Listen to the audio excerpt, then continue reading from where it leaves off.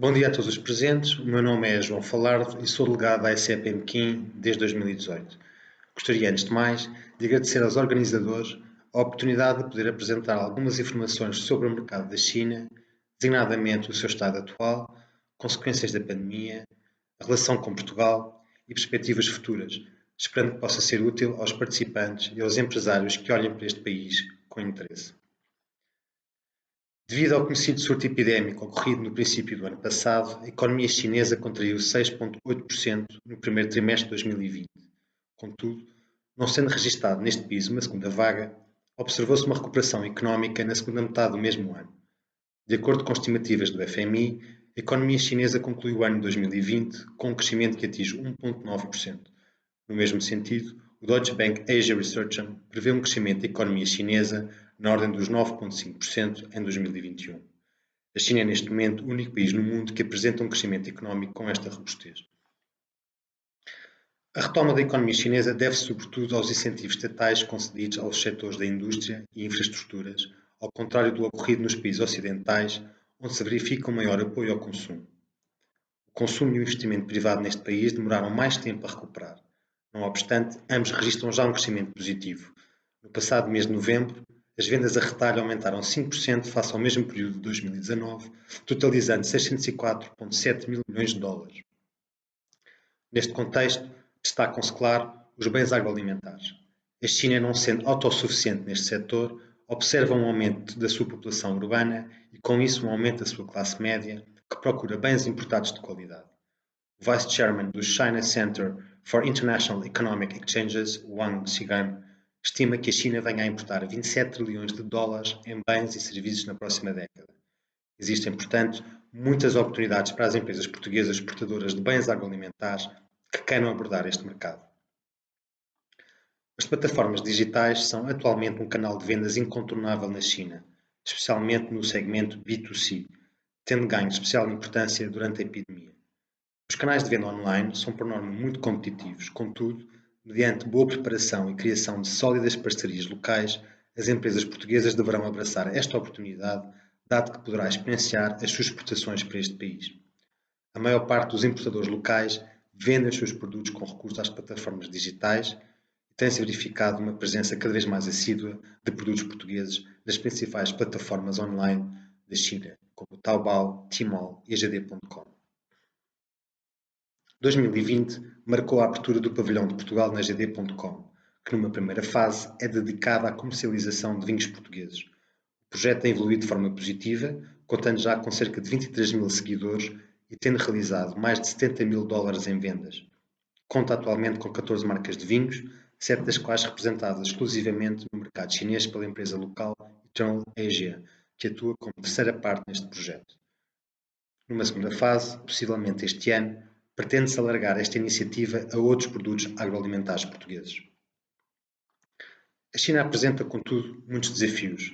A pandemia veio alterar a forma de atuar da Administração-Geral das Alfândegas da China, que regula todo o comércio externo deste país em matérias agroalimentares. Desde junho de 2020, quando foi detectado Covid-19 em tábuas de cortar salmão importado no mercado grossista de Shirfandi, em Pequim, que estas autoridades começaram a aumentar o escrutínio sobre bens agroalimentares importados, em particular da cadeia de frio.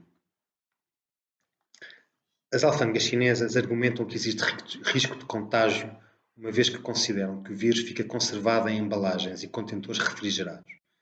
Temos assistido inúmeras vezes a notícias que dão conta da detecção de SARS-CoV-2 em embalagens de produtos aquáticos e carne proveniente de países como o Brasil, Equador, Rússia, Estados Unidos, Uruguai, entre outros. Até ao momento, não foi detectado qualquer vestígio em produtos provenientes de Portugal, mas ainda assim, as empresas portuguesas também têm sido alvo destas medidas mais restritivas impostas pelas autoridades chinesas. A Administração-Geral das Alfândegas da China tem fortemente sugerido que as empresas estrangeiras exportadoras para este país sigam as diretivas indicadas no guia publicado pela Organização Mundial de Saúde e a Organização para a Alimentação e Agricultura das Nações Unidas sobre prevenção do Covid-19, bem como o guia técnico publicado por estas alfândegas sobre prevenção e desinfecção. Poderá debater-se sobre a obrigatoriedade destas orientações chinesas e com certeza constituem mais um desafio à comercialização de bens portugueses neste mercado. Contudo, queremos que o momento que atravessamos é temporário e que este mercado merece ainda uma aposta contínua por parte dos exportadores portugueses. No que diz respeito à balança comercial luso-chinesa, a informação recolhida junto do INE e do ITC indica uma quebra de 238,3 milhões de euros no valor da exportação de bens de Portugal para a China entre 2017 e 2019. Trata-se de uma contração de 28,3%, que foi sobretudo acentuada entre 2017 e 2019, em que a queda se fixou nos 183,3 milhões de euros. As importações registram tendência contrária e estão em crescimento, tendo passado de 2.051 milhões de euros em 2017 para 2.953 milhões de euros em 2019, o que representa um acréscimo de 43,9%. A exportação de bens agroalimentares do nosso país para a China tem registado, em sentido contrário, um aumento. Portugal concluiu com sucesso as negociações que permitem a exportação de produtos aquáticos, produtos lácteos, pombos vivos, uvas de mesa e carne de porco congelada, esta concluída no ano passado. Para além destes produtos, é também possível exportar bens agroalimentares de baixo risco, como vinho, sumo, água, azeite, bolachas, snack, mel, compotas, que não requerem protocolos nem certificações veterinárias, mas antes um simples registro online na plataforma das autoridades alfandegárias chinesas. Mais especificamente, em 2019, Portugal exportou para a China 12,7 milhões de euros de produtos aquáticos, mais 5,4 milhões de euros do que em 2017. No mesmo ano, os produtos lácteos registaram igualmente um aumento das suas vendas, cifrando-se em 1,4 milhões de euros. Ainda em 2019, tiveram início as exportações de carne de porco, avaliadas em 14,2 milhões de euros. Entre janeiro e outubro de 2020, as exportações de carne de porco portuguesa para a China atingiram já 42 milhões de euros. Em 2019, estes 5 protocolos permitiram a Portugal exportar 28,4 milhões de euros em produtos agroalimentares.